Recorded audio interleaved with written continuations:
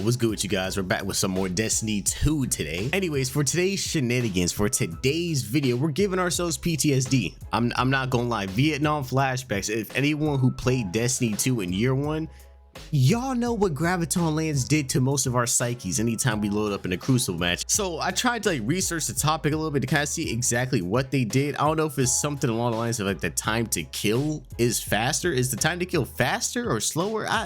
Whatever the case may be, anytime I go into a long range map, people are just spamming this thing now. So we're gonna see what the hype is all about. And look, you guys are gonna be so proud of me. I finally beat the Strand campaign on 2 of my characters. My Titan and my freaking Hunter are finally done. My Warlock, yeah, it's just no. I still haven't beat the Stasis campaign on my Warlock yet, let alone the freaking Strand one. Yeah, and we got Widow's Core. Oh yeah, this is the perfect map. Oh yeah, it's Scout Rifle and Pulse Rifle galore. But just to catch you guys up, Season of Defiance, aka the last season that was before the one that we're in now, bro, I barely played at all. I had no interest in any of the guns, any of the dungeons. But this season, since we have spare rations back in a lot of the old Last Wish ritual weapons, I said ritual weapons, but the Last Wish weapons from dude, I don't even know how many years ago, like 3-4 years ago maybe. Those are all back now, and seeing that I really didn't get a chance to get all of them, this is definitely a great chance for me to kind of lock it in. Yeah, but everyone's bringing back out the DMTs, the Tommy's match. Now hold on, now the thing with Tommy's matchbook coming back, right, that was a pinnacle. So now they just said screw it, we're just gonna make it a gun that anybody can get now, bro. Yeah, but you guys can tell how much people are loving this this Scout Rifle gameplay. People are already leaving before we even break the 7-minute mark, man. And it's not even that the gameplay in of itself is toxic. It's not even that. It's just the style of play just isn't that appealing, man. Imagine it's still abilities, man. Look at this, bro. Come on, man. Bro, you see what I mean, bro? It's not even that it's toxic, it's just not fun to play. No one wants to deal with Scout Rifle gameplay and people singing the back all the time.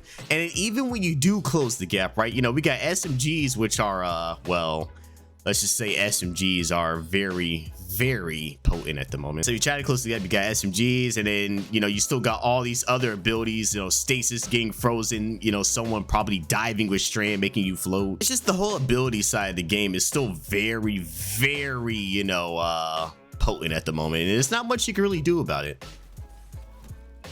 It's either in that case right there, it's either I get frozen by the cold snap, he just comes around the corner and kills me anyway, or I tried to float above it, but since I'm in the air, I'm getting killed by an SMG. There's really no win-win situation. Now, using Graviton Lance, it seems as if the fire rate is faster. I could be wrong on that note, but it does feel like I'm shooting way faster. Yeah, but there's been a whole bunch of stuff going on in the entertainment world, especially with gaming and stuff. Activision has sat there and single-handedly pissed off their player base. But I mean, what else is new? And more so with context to Call of Duty, I guess I should specify. Yeah, so how in Call of Duty, especially on some of their old games like Battlefield, I said Battlefield, Black Ops 2 and the OG Black Ops games and stuff. But if you wanted to play a really old Call of Duty, you would have to either just have access to an old console, and even if you did play it online, you're probably risking your computer getting hacked or something like that. That's how bad it was. Now, if you're wondering how people were still able to play on these old games, outside of using the old consoles,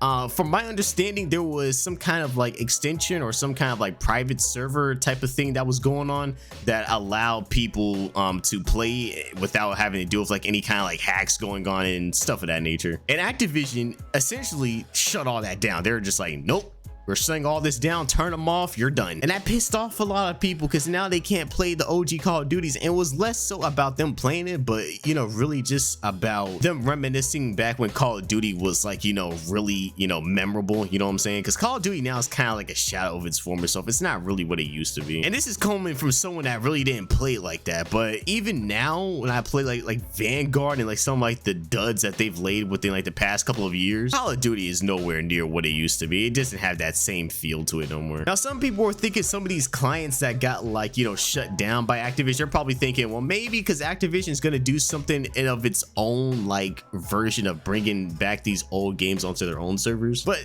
seeing that this is Activision and Activision is Activision. Yeah, no, I just don't see that happening. Some of these gaming companies, entertainment companies are more ran by like, you know, corporate guys and just people who care more so about money than actual, like, you know, the actual fandom, you know what I'm saying? And shit, it goes beyond gaming. I mean, that's included with entertainment just in general, bro. They're just controlled by stuff, and definitely like an FPS IP that has just been ran into the ground, and it's probably only just being ran by people who are just fans of like the actual game itself. It's definitely Halo, bro. Like Halo Infinite was so, oh my gosh, like that was such a bad fumble, man. Because keep in mind, like the last Halo game we had was Halo 5, and that was like what, 2017, 2015, I want to say. And for the most part, it really wasn't that well received. So it came out, people played the campaign, the multiplayer had a lot of the microtransaction shenanigans going on. And if you knew anything about the microtransaction disaster that it was on Halo 5, literally the game was paid to win. You will go into multiplayer, and if you didn't put money down to get like certain weapons and vehicles, you were essentially screwed by other people who had the bread to do so, or who at least had like, you know, who didn't mind paying, you know, money to do so. Yeah, but it just got out of hand. I think the government actually ended up getting involved too. That's how bad it got. The government had to get involved because microtransactions were getting way too out of hand. And then you had Halo Infinite, you know, the story. People are like, okay, we're picking up with the story. Then you had the whole multiplayer aspect. They're like, okay, this is comeback season. You know what I'm saying? Halo Infinite is back. Halo is back on the map, bro.